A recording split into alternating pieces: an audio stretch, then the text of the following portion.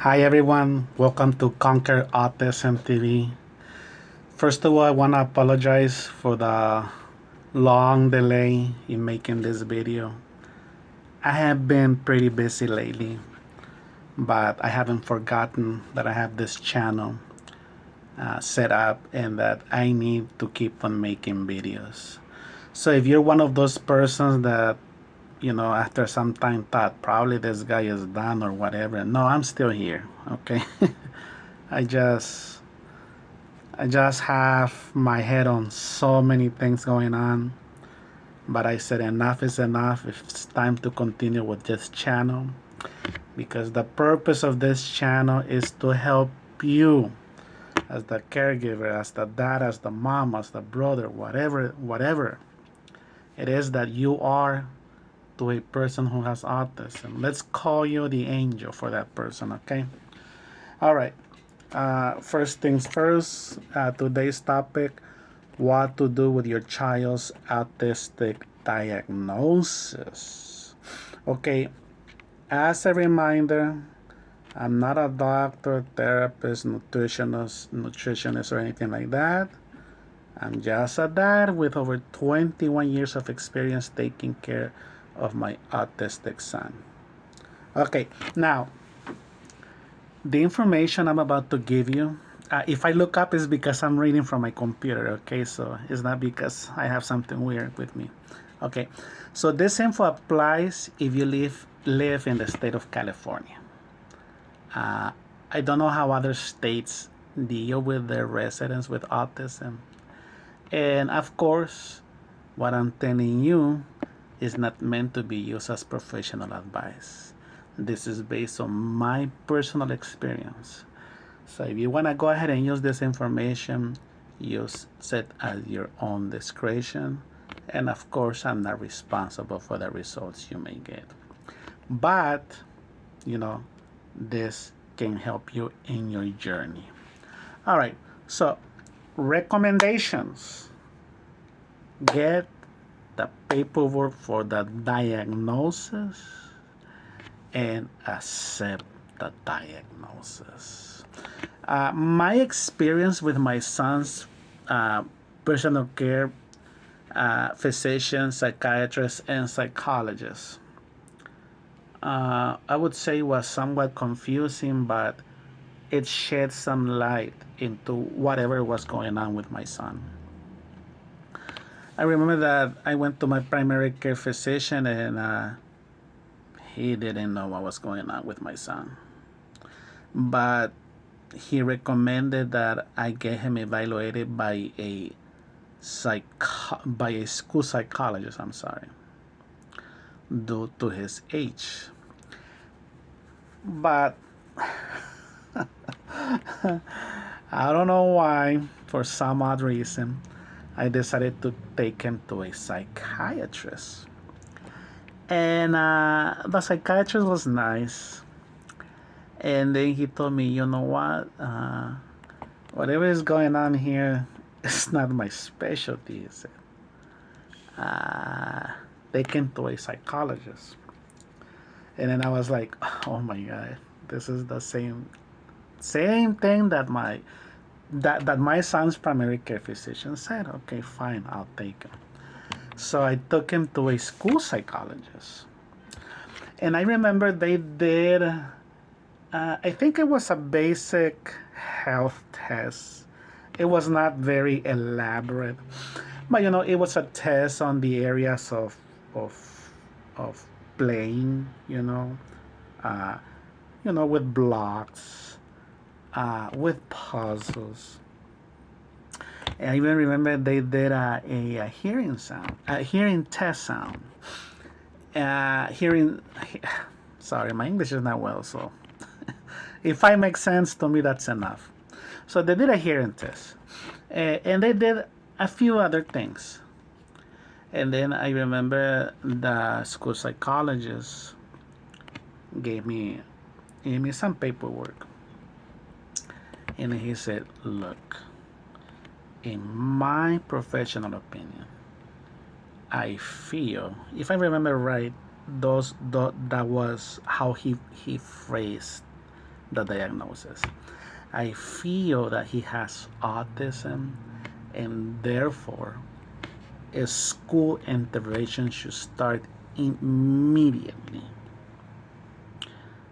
When I heard that, uh, I didn't know how much impact that news would have on myself, on my wife, and to my other son who is healthy, thankfully.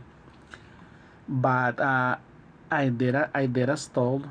Although my son at that time, I believe he was like 3.5 or 3, you know, the school didn't reject him. As a matter of fact, they immediately took him in. And although school lasted, I think like 3, 4 hours, you know, like from 8 to 12, it was deemed necessary and essential because what was already happening because of the diagnosis. After that, I remember that I had to go to the regional center. Just to let you know, I used to live in Los Angeles, but then I moved to the city of Whittier, California. And to my understanding, this is between you and me. To my understanding, Whittier is one of the best places for people with autism to live. And I'll tell you why in a little bit. I'll tell you why. Okay. Now, you know what? I'll tell you now. Because in Los Angeles, you know, the how do you say, the offices there, the state services there, okay, you know, they give you this story that they care about this say with their autistic residents here and there, and at the end of the day, they're short staffed. So, you know, for quite some time, I believe like for 3 years, my son's services with the regional center were pending. 3 years pending. And then one day, something really tragic happened. A kid neighbor where I used to live in Los Angeles was murdered. And it shocked us all because it was a cold-blooded murder. The murderer, an adult, I think, if I remember her age, she was 5 or 6. Now, she was a little girl, you know. I don't know why people are like that, man. But she was a little girl that had a baby stroller. She was 5 or 6, and she would have a doll on the stroller. Come on, man. She would play as mom. And, you know, and she would, and on a few occasions she went into my apartment, and, you know, with her stroller, cute stroller, and the baby doll there. And I remember her looking at my son and asking 1 or 2 questions. What's wrong with him? Why is he doing that? But, you know, to me that was enough to understand that she was curious about my son. And then she somewhat became like a friend to us because we would watch her play. And then one day, something awful was happened. I think it was like a gang territory fight that was going on. And I'm not so sure about this, but I think the dad was either involved or he looked like a cholo. See, either he was involved or looked like one. And when they saw him, you know, on the streets, she was with his daughter. You know, they didn't get him, so they killed the little girl. So, you know, so that was a really tragic event in our lives. And from Los Angeles, we moved to Whittier, running away from the violence and other things. And we were amazed to find out and to see that here in 3 months after moving, the services that were pending in Los Angeles for 3 years, in 3 months here, they were established. I was blown away. Okay, now getting back to the topic. Okay, getting the diagnosis in writing. Okay, so after I got my son enrolled in school for early intervention, uh, I got a visit from the social worker at the regional center. Okay, and just to let you know, regional centers, that's what they're called here in California. These are government entities that oversee the welfare of disabled people in certain areas in the day-to-day living. So I ended up enrolling my son with the regional center and soon after qualified for at-home behavioral services. Okay, this is a service where a professional comes home and starts working with the disabled related to behaviors more than anything, or intervention that you may think would benefit the person that you're taking care of. Not only that, but they also coach you. At home behavior for services, the professional that goes home, they coach you and advise you on how to deal with difficult situations. Now, mind you that my son, because he has been nonverbal ever since he was diagnosed with autism, he was aggressive. So yeah, we definitely needed some coaching. And let me tell you something that one of the coaches that came here for the initial evaluation told us. My son had this repeated behavior where he would make a fist and he would go like this, like this. Now he was about what, 6 or 8, and the coach just looked at him, going like this, and then he looked at me and my wife, and then he said, "You know why?" He said, "I worry for your wife," he said, "because this is an indication of aggressiveness." And these type of children, he didn't say this, but he more or less, that's what we understood, that they tend to respect dad more than mom, and that he mentioned that he feared for my wife when my son would turn 16. And you know what? This man was a prophet, because there have been several instances where my wife has gotten hit or aggravated by my son. And thankfully those behaviors now, they're, I would say, almost gone. But there were other things going on that we were not really understanding, but that's another video. But they're gone. So yes, those services from the regional center, behavioral services, are very much needed if your child with autism is extremely aggressive and violent, due to being nonverbal, because that's their way of getting the attention. And I don't blame them because they don't talk. But then again, okay.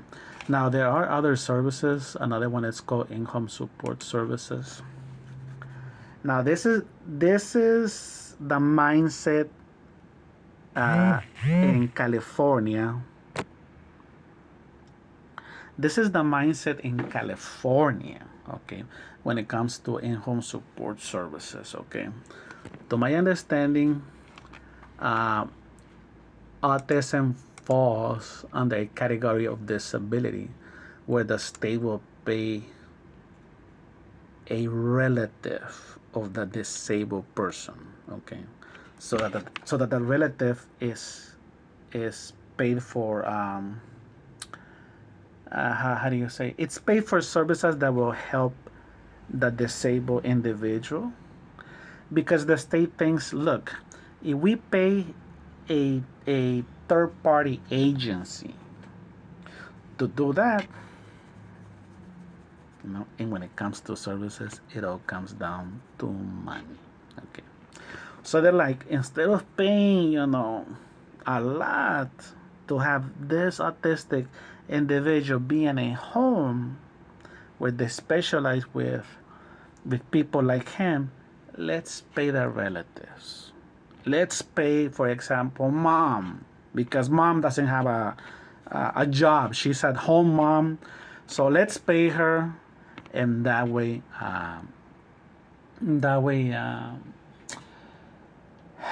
she gets paid, and we pay less. The state, we pay less. That's the mindset. Uh, there's another source of income to call SSI, Social Security income, where the disabled, where the parents, I'm sorry, can apply for this income on behalf of the disabled son. Now, in order for you to gain access to these services, you need to have the autism diagnosis in writing.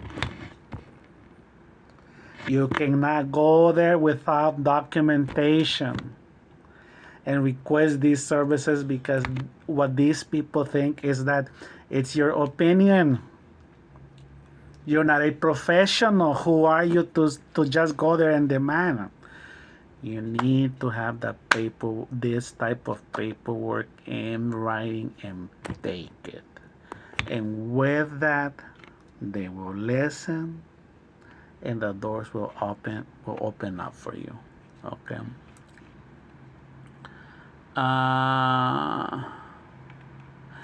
Now, I just want to make a side note on this video, and it's about a conspiracy theory.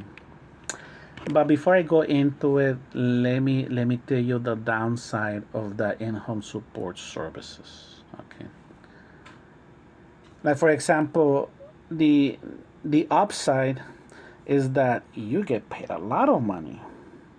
I won't deny it. Can you imagine, for example, earning the minimum in the state of California, more or less the minimum, and getting paid for like 260 hours? That's a lot of money. But you're not able to report this income to the IRS when it comes to income tax time. As a matter of fact, you get a form, a California state form, that has the disabled person's name, which technically is your boss because you're taking care of them, but the state is paying the bill. So let me put it in simple terms. My son's name is Gabriel. So every year a form, an income form comes from the state. It's a W-2, as a matter of fact. It's a W-2 form, W-2 form, W-2 form that comes from the state under my wife's name, and it says in that form that she made $0, although she was paid bi-weekly all throughout the year. But she cannot claim anything on that. because they give you full wages without deductions. Now, this is more or less where the conspiracy theory comes in. And the conspiracy theory says that the states and the US government pay benefits to families under these services, income support services, and SSI, okay? Because they want to pay benefits ahead of time before the cause of autism becomes obvious to the public. Just saying. And by the way, there was an MIT scientist, if I remember correctly, I don't have her name, that narrowed down one, if not the one source responsible for autism. And to my understanding, she was told to shut up. So I leave it up to you to decide how to take that. But but with these things we gotta be careful. As a matter of fact, I'm just saying, if this video gets taken down, then you know why. But I'm hoping that it doesn't.